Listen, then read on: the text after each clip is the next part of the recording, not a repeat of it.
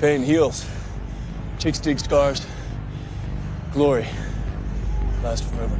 There are movies that entertain you for 2 hours and then fade from memory the moment the credits roll. And then there are movies like The Replacements. Released in the summer of 2000, this football comedy starring Keanu Reeves and Gene Hackman looked from the outside like a straightforward, feel-good sports flick. Underdogs get a shot. Chaos ensues. Everyone learns something about heart and second chances. Roll credits. But here's the thing about The Replacements that most people who watched it on a Saturday afternoon never stopped to consider. The story behind the story is absolutely wild. From an actor who slashed his own paycheck so a legend could join the cast, to a league so uncomfortable with the film's premise that they refused to put their name anywhere near it, the production of this movie was packed with moments that were stranger, funnier, and more dramatic than anything that ended up on screen. Real injuries happened. Real stadiums were used. Real NFL professionals were brought in not as consultants sitting comfortably in chairs, but as actual participants on the field. And at the center of it all was Keanu Reeves, a man who decided that if he was going to play a quarterback, he was going to train like one, bruises, stingers, and all. So settle in, because today we are pulling back the curtain on one of the most underrated sports comedies ever made. Here are 15 insane facts about The Replacements that you almost certainly never knew.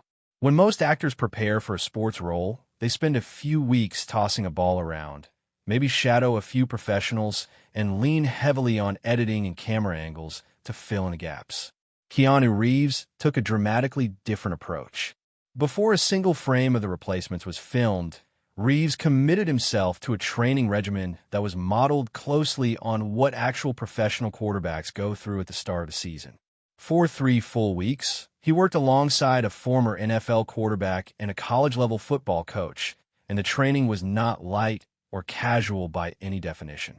Reeves learned how to take snaps from under center, how to execute 3-step, 5-step, and 7-step dropbacks with proper footwork, and how to throw to specific routes with timing and accuracy. He studied huddle dynamics, understanding the unspoken social hierarchy that exists when 11 grown men crowd together, and one of them is supposed to command everyone's attention and trust within a matter of seconds. He even worked on the finer details, like how a quarterback properly hold the ball for a field goal attempt, a small thing that most viewers would never notice, but that Reeves insisted on getting right. He studied the mechanics and on-field presence of NFL legends, particularly John Elway, tried to absorb not just the physical technique, but the quiet confidence that elite quarterbacks carry into every play. The commitment came with a cost. During practice sessions, Reeves took actual hits. He was not being carefully shielded by stunt coordinators at this stage. He was in the thick of it, learning through physical contact. At one point, he suffered a stinger injury, which is a sharp shooting pain that radiates through the shoulder and arm, often caused by a nerve being compressed or stretched. What made that injury particularly alarming was the fact that Reeves had undergone neck fusion surgery just a few years prior. A stinger under those circumstances was not something to brush off lightly. But Reeves kept going, which tells you everything you need to know about how seriously he took the role. The Replacements is a fictional story, but it is rooted in something that actually happened, something that remains one of the most contentious chapters in professional football history. In the fall of 1987, NFL players went on strike. The dispute centered on compensation and free agency rights, and when negotiations broke down, the players walked off the field collectively and refused to play. The league was suddenly staring down the barrel of canceled games, collapsed television deals, and a fan base that did not know what to make of any of it. The team owners responded by doing something that infuriated the striking players and created a strange, almost surreal moment in sports history. They hired replacement players. Overnight, men who had been playing semi-professional football, or who had been cut from rosters years earlier, or who had quietly retired, found themselves suiting up for real NFL franchises in real NFL stadiums. The experiment lasted 3 weeks in October of that year.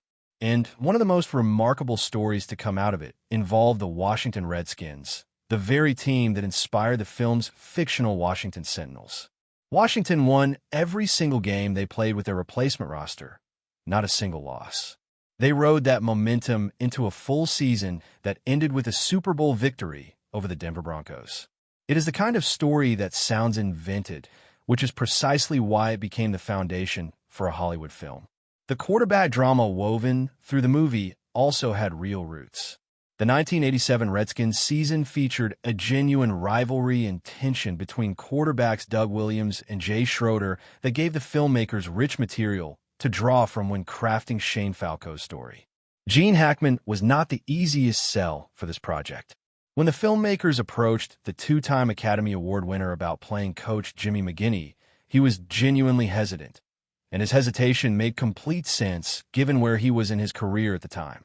Hackman had already delivered one of the most beloved sports coaching performances in cinema history with his role as Coach Normandale in Hoosiers back in 1986. That film had earned him enormous respect and had essentially defined the archetype of the inspirational sports coach in movies. The last thing he wanted was to become the guy Hollywood kept calling whenever they needed someone to fire up a locker room. He had already done it, and he had done it about as well as anyone ever had. The filmmakers, to their credit, did not give up. They made a specific and targeted argument. McGinney was not the typical coach. He was not a screamer or a motivational poster come alive. He was a man of quiet conviction, someone who believed in giving people a second chance when the rest of the world had already moved on. That distinction genuinely appealed to Hackman. He saw something in McGinney that felt different enough from Coach Dale to be worth exploring. His decision to say yes ended up being one of the most important creative choices the production made, though the full extent of that importance would not become clear until filming was underway. The filmmakers had a problem that a lot of sports movies struggle with. How do you make the on-field action look authentic when your cast is primarily made up of actors rather than athletes? The usual solution is to shoot everything up close and cut quickly, never giving the audience long enough to realize that the people running routes and throwing blocks do not entirely look like they know what they are doing. The team behind the replacements chose a different path. Rather than papering over the gaps with editing, they went out and recruited actual football players to fill the ranks of the Sentinels and the opposing teams.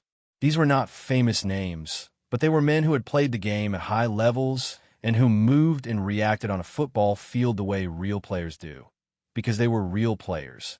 Jim McMahon, the former Chicago Bears quarterback who had led his team to a Super Bowl championship in the 1985 season, came aboard as a football consultant. His job was to work directly with the actors, particularly Reeves, teaching them the vocabulary, the rhythm, and the physical habits of professional quarterbacks. McMahon did not sit on the sidelines with a clipboard. He was hands-on and specific, drawing on decades of playing experience to help the cast understand how the game actually feels from the inside. The presence of genuine athletes in the cast allowed the director to open up the camera, using wide shots and sustained takes that would have been impossible if everyone on the field was faking it. The blocking at the line of scrimmage looked like real blocking. The routes looked like real routes. For football fans watching the film, that authenticity was immediately apparent and deeply satisfying. Careful planning went into every game sequence. Stunt coordinators worked alongside the director to design plays that were physically demanding without crossing into genuinely dangerous territory. Hidden padding was worn under uniforms. Camera angles were chosen strategically to amplify the visual impact of collisions without requiring anyone to take hits that could cause serious harm. But football has a way of reminding everyone involved that it is a contact sport, regardless of how carefully you plan. Throughout the shoot, minor injuries were a regular occurrence. Bruises accumulated. Muscles were strained and complained loudly the next morning. Headaches came with the territory. When you put physically capable people in football gear and ask them to run at each other with authentic energy and commitment, some degree of physical consequence is unavoidable. Keanu Reeves, as already noted, experienced this firsthand during the training period. His stinger injury was a reminder that the line between preparation and actual risk was not as wide as anyone would have preferred. But the cast and crew pushed through, and the physical toll they absorbed contributed directly to what audiences saw on screen. action sequences that had genuine weight and impact because the people performing them were genuinely putting themselves on the line. One of the most memorable and beloved sequences in the entire film, the chaotic collision between the rough-edged replacement players and the team's cheerleaders at a local bar, was not part of the original screenplay. It was added during later rounds of script development as the writers worked to deepen the characters and give the audience more reasons to care about the misfit team beyond what happened on the field. The scene works on multiple levels. On the surface, it is pure comedy, a collision of worlds that should never overlap. But underneath the laughs, it does something more important. It reveals who these men actually are. They are not polished professionals who have learned to navigate the social landscape of big-time football. They are outsiders, and this scene makes that visible in a way that pure sports action never could. Writer Vince McEwen went through numerous drafts, introducing character-driven moments specifically designed to show how the team bonded away from the stadium. The director embraced these additions, recognizing that the film's long-term appeal would depend on audiences genuinely liking and rooting for these players as people, not just as underdogs wearing helmets. The bar scene, the jail sequence, the locker room moments, these scenes gave the Sentinels a personality and a life beyond the field, which is ultimately why the movie holds up as well as it does. Given that The Replacements is a comedy, you might assume that everyone on set was playing things broadly, leaning into the humor at every opportunity. Keanu Reeves had other ideas. From the very beginning of his involvement with the project, he made a deliberate choice to approach Shane Falco as though he were a character in a serious drama about redemption and failure. Because in Reeves' view, that is exactly what Falco was. Falco's backstory is genuinely painful. He was a quarterback with real promise who failed spectacularly in a high-profile moment, and the consequences of that failure followed him into obscurity. By the time the story begins, he is a man who has convinced himself that his best days are behind him, not because he lacks talent, but because he lacks the belief that he deserves another chance. Reeves found that emotional reality compelling and refused to play it for laughs. This approach created a fascinating dynamic on set. The director later reflected that Reeves' seriousness about the role was not a problem to be solved, but a gift to the film. Because Falco took everything seriously, the chaos swirling around him became funnier. Because he genuinely cared, the audience genuinely cared. The comedy worked better because one person at the center of the storm was not playing along with the joke. If Reeves' seriousness was unexpected, Hackman's was almost startling. The veteran actor made a conscious and very deliberate decision to play Coach McGinney with the same level of gravity and commitment he would bring to a prestige drama. He was not winking at the audience. He was not acknowledging the absurdity of the situation around him. He was simply a coach doing his job because he believed in these players and he believed in second chances. Hackman later explained that he felt the film would land harder emotionally if at least one character remained completely grounded in a recognizable human reality. The comedy could take care of itself. His job was to make sure the audience felt the emotional stakes were real. And it worked. Every time Hackman's McGinney delivered a quiet word of encouragement or fixed a player with a steady, believing gaze, the film stopped being a comedy for a moment and became something more genuinely moving. His seriousness also influenced the entire set. Cast and crew instinctively adjusted their energy when Hackman was working. The contrast between his disciplined, focused presence and the anarchic personalities of the replacement players became the beating heart of the film's comedic and emotional engine simultaneously. Rather than building sets or using a generic college stadium, the production secured access to M&T Bank Stadium in Baltimore, the home of the Baltimore Ravens. The stadium had opened in 1998, just 2 years before filming began, and it had the pristine, imposing look of a genuinely professional venue.